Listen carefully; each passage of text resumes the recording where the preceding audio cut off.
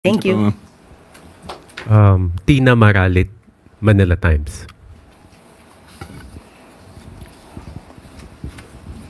Good afternoon, ma'am.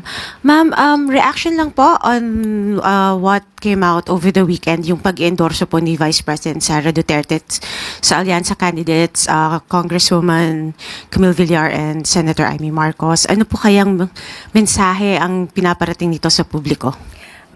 Kung di po ako nagkakamali, naglabas na rin po ng mensahe ang si Congressman Toby Tiangco. At lahat po ng question patungkol po dyan ay si Congressman Toby na lang po ang sasagot. But ma'am, is the trust and confidence of the President in these candidates buo pa rin po kaya? Sa kanya mga kandidato, definitely yes. Pero muli, kung ano man po yung iba pang mga detalye patungkol po dito sa recent incidents ay si Congressman Toby Tiangco po ang may authority to talk about that matter. Salamat po, ma'am. Left Narciso, DZRH. Yusek, may we know what are the President's plans for the Holy Week? Naitanong po natin at siya po ay makakasama niya po ang kanyang pamilya. He will spend his time with his family. At ang mga detalye po ay hindi ko na po maibibigay. Yun lang po. Hindi po sinabi kung saan. Hindi po sinabi sa amin kung saan. At kailan po mag-start yung... Opo, basta he will be spending his time during this Holy Week, most probably starting Thursday. Opo, pero yun lang po. Itong Holy Week na po ay bibigyan niya po naman ng oras ang kanyang pamilya para po sila magkasama-sama. Dahil sa sobrang busy ng ating Pangulo sa kanyang mga activities. So, yan po. Follow up to that, Tuesday New DZBB. Hi ma'am, so ibig sabihin po ma'am, from today until Wednesday may i-expect pa kaming mga activities ni Presidente Meron pa po. outside of the palace. Sa aking pagkakaalam, meron din pong magaganap dito sa palasyo. Pero mga meetings lang po. So, i-include po natin yung mga meetings. Thank you ma'am. Para rin po sagutin ang mga katanungan kaugnay sa survey sa hunger at food security, kasama po natin ngayon si Department of Social Welfare and Development Assistant Secretary Irene Dumlao. Magandang umaga, Asek Dumlao.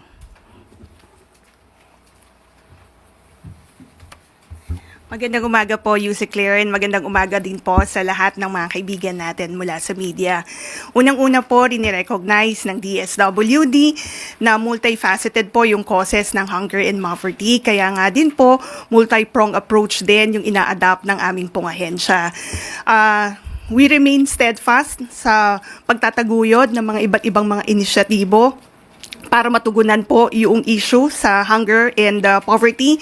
And of course, dun sa pagpapabuti at pagpapalawig rin ng mga existing programs ng aming pong ahensya. Kabilang na dyan yung Pantawid Pamilyang Pilipino Program na namumuhunan sa edukasyon at kalusugan ng mga children beneficiaries. Dahil naniniwala po tayo, driver kasi yung hunger sa poverty. Kapag po hindi malulusog ang mga bata, nawawalan po sila ng oportunidad para magkaroon ng magandang kinabukasan. Nakakaapekto ito sa kanilang pag-aaral at sa kanilang productivity. Kung kaya nga po, sabi ko, namumuhunan talaga tayo sa edukasyon at kalusugan. At hindi lamang po iyan, hindi lamang po yung pagbabantay sa specific compliance to the conditions of the program ang ginagawa natin. Nakikipag-ugnayan din tayo sa ibang ahensya ng pamahalaan para mabigyan din ng oportunidad ang mga 4Ps members na magkaroon ng trabaho. Isa po dyan yung ating partnership with the Department of Labor and Employment. Meron po tayong trabaho para sa 4Ps sa Bagong Pilipinas. So, batay po doon sa pinakahuling datos, 9 events na po yung naisagawa natin. Mahigit 400 yung hired on the spot sa events na yon. Mahigit 3,000 na mga 4Ps beneficiaries ang nabigyan ng pagkakataon na magkaroon ng empleyo sa mga iba't ibang mga organizations. Ito po yung nabanggit ko na kinakailangan talagang magtulungan ang iba't ibang ahensya ng pamahalaan kasama na yung pribadong sektor para mabigyan ng kalutasan yung problema ng kalusugan, hunger and poverty. And at the same time, nagpapatuloy din po yung iba pang mga programa ng aming pong kagawaran. Nandyan yung Walang Gutom, nandyan din yung Walang Gutom Kitchen na ini-implement po natin dito sa Kamaynilaan. We're looking at expanding the implementation of this program. Tinitingnan din natin na magkaroon din tayo ng walang gutom kitchen sa parte ng Visayas at Mindanao and sa northern area po ng Maynila. Dahil isa po yan doon sa naging rekomendasyon din in terms of improving the implementation of the program. So again, nagtutulong-tulong po ang iba't ibang ahensya ng pamahalaan. We adopt the whole of government approach, the whole of society approach, sapagkat hindi lamang po gobyerno ang may responsibilidad sa pagtugon sa problema ng kagutuman at kahirapan. Kasama po natin ang pribadong sektor. At yan po ay naipakita, no, sa mga iba't ibang mga programa na ipinapatupad natin. In fact, banggitin ko na rin po doon sa i-digitalize nga natin yung registration, accreditation, and licensing ng mga social welfare and development agencies. We have a lot of good doers po na tumutulong sa department para makapag-provide tayo ng social welfare assistance to the poor, the vulnerable, and the marginalized. Thank you very much, Asek Dumlao. We now open the floor to questions related to poverty, hunger, and even food security. Maris Umali, GMA Integrated News. Good morning, ma'am. Ma'am, you mentioned a while ago multifaceted yung reasons, no, kung bakit nararanasan natin yung kahirapan.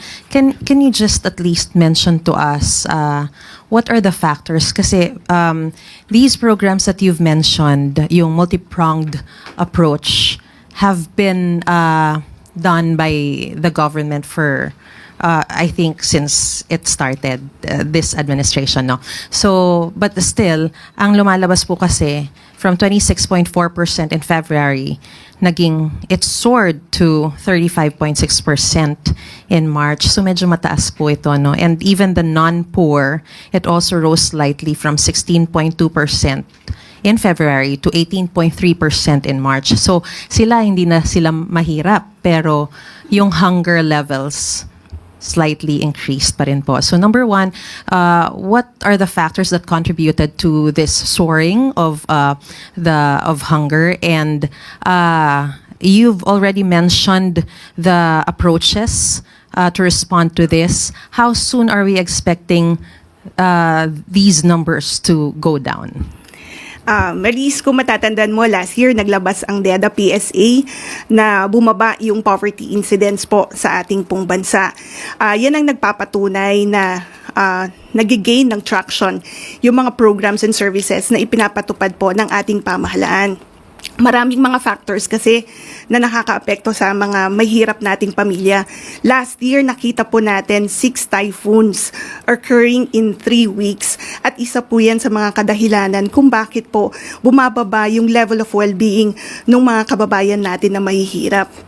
Ngayon, ang ating pong pamahalaan ay hindi naman po natitigil sa pagbubuo ng mga interventions para hindi po lalong sumadsad sa kahirapan yung ating mga kababayan. Isa na nga po dyan yung nabanggit ko, no, yung dun sa Pantawid Pamilyang Pilipino program na tinutulungan natin sila to recover from disasters and other shocks na nakakaapekto sa kanila. Meron din tayo yung assistance to individuals in crisis situation. Ito po yung mga interventions, yung mga social assistance na ibinabahagi natin because there are unwanted events o mga adverse shocks na nakakaapekto po sa mahirap na pamilya.